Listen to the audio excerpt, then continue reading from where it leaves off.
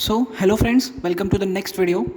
सो trigonometry के first lecture में हमने डिस्कस किया स्टडीज़ ऑफ ट्राइंगल, यानी कि ट्राइंगल कौन कौन से थे। हमने देखा था equilateral triangle, isosceles triangle, heterogeneous triangle and right angle triangle. बाकी राइट एंगल ट्राइंगल्स हमने जाना था कि जो ट्रिग्नोमेट्री है बेसिकली राइट एंगल ट्राइंगल की स्टडी है। और हमारे जो 6 ट्रिग्नोमेट्रिक फंक्शंस थे जिनको हमने सीक्वेंस से याद किया था, क्या sine theta, cos theta, tan theta, cot theta, sec theta and cosec theta, sequence से याद करना था। बाकी हमने देखा था क्या कि cot theta is just opposite to tan theta, sec theta is just opposite to cos theta and cosec theta is just opposite to sine theta. और राइट एंगल ट्राइंगल से हमने वैल्यूज़ निकालना सीखा था, जैसे कि ये अगर राइट एंगल ट्राइंगल है और ये एंगल हमारा थीटा है तो ये पी होगा, थीटा की जस्ट सामने वाला क्या होता है पी, ये बी और ये एच।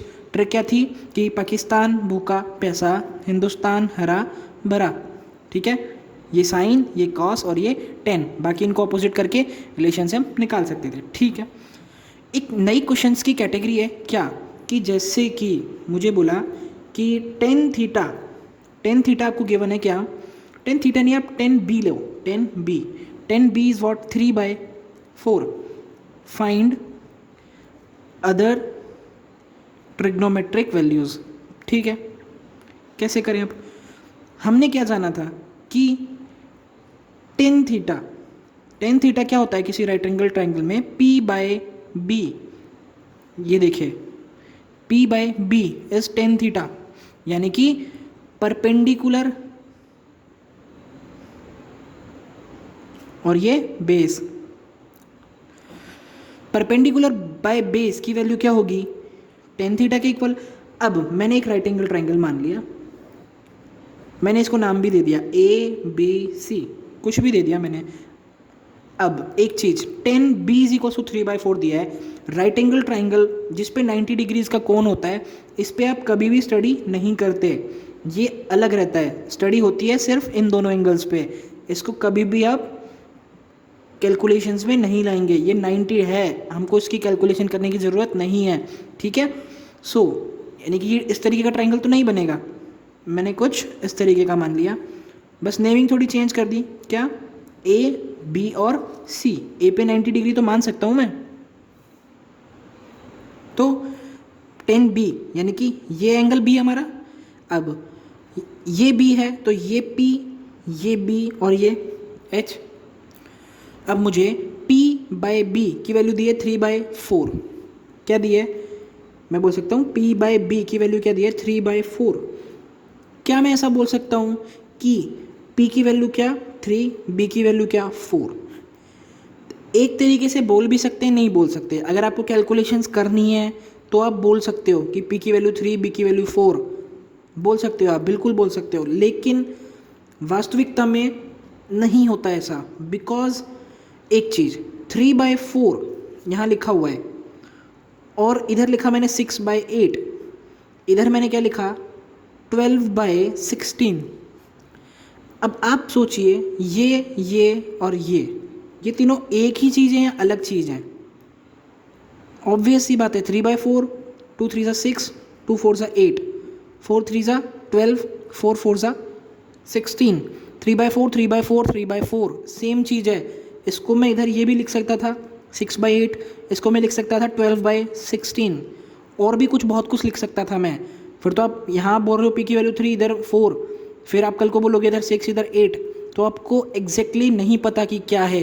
कैलकुलेशंस के लिए आप 3 और 4 मान के चल लो, कोई दिक्कत नहीं है। 6 और 8 मान के चल लोगे तो भी कोई दिक्कत नहीं आएगी, लेकिन परपेंडिकुलर की वैल्यू 3 और 4 नहीं है, परपेंडिकुलर की वैल्यू 3, बेस की वैल्यू 4 नहीं है। सो इसका समाधान क्या निकाला गया, इसका सॉल्यूशन क्या निकाला गया कि अगर आपको P/B की वैल्यू 3/4 दी है तो आप क्या करो, P को मान लो 3 के और B को मान लो क्या 4 के। अब देखो P/B की वैल्यू फिर से क्या आ रही है 3/4, देखो P/B that is 3K/4K, K से K कैंसिल आउट, बचा गया 3/4, और कोई नाराज भी नहीं हुआ, हमने इसको जनरल फॉर्म में चेंज कर लिया, ठीक है। सो ये था हमारा B, ठीक है ना, ये था P और ये था B। अब P को हमने क्या मान लिया था 3K, यानी कि इसकी लेंथ कितनी है 3k और इसकी लेंथ है 4k। अब पाइथागोरस बच्चा बच्चा जानता है, क्या बोलता है, H square is equals to P square plus B square. ठीक है, अब हाइपोटेनियस की वैल्यू मुझे निकालनी पड़ेगी क्योंकि दो ही साइड्स हैं, तीसरी साइड मेरे पास नहीं है, बाकी दो दी हुई है। तो H square is equals to what, 3k का होल स्क्वायर प्लस 4k का whole square, that is 9k square plus 16k square, that is 25k square. यानी कि एच स्क्वायर की वैल्यू क्या, 25k स्क्वायर। तो मैं बोल सकता हूँ एच की वैल्यू क्या, under root 25k square, that is 5k। तो एच की वैल्यू आ गई क्या, 5k। बस आगे का क्वेश्चन तो सेम है, क्या, साइन थीटा की वैल्यू यानी कि साइन बी की वैल्यू, साइन बी की वैल्यू क्या होती है, ट्रिक देखिए हमारी क्या थी ट्रिक, यहाँ से देखो क्या, साइन की वैल्यू क्या, p by H, p by H. अब इस b के लिए p की वैल्यू तो यही है ना, तो 3k अपॉन 5k, k से k कैंसिल आउट, बना क्या 3/5। ठीक है, अगर cos b लेता मैं, cos b, अब एक चीज़ मैंने स्टार्टिंग में बोला था क्या, कि 3k और 4k लेने का रीज़न क्या था। अब रेशियो तो यहाँ पे सेम ही है ना, अगर आप 3 और 4 लेते तो ये साइड क्या आती, 5 आती, हाइपोटेनस की वैल्यू 5 आती, रेशियो 3/5 ही रहता। लेकिन कैलकुलेशंस के लिए ठीक है, मैंने बोला था ना कैलकुलेशंस के लिए ठीक है, लेकिन परपेंडिकुलर की वैल्यू आप 3 नहीं बोल सकते, 3k है वो। ठीक है, तो थोड़ा मतलब हमने समझदारों वाला काम किया, 3k और 4k मान लिया। ठीक है, cos b की वैल्यू, cos b की value is b by H, यानी कि 4k अपॉन 5k, k से k कैंसिल आउट, बना क्या 4/5।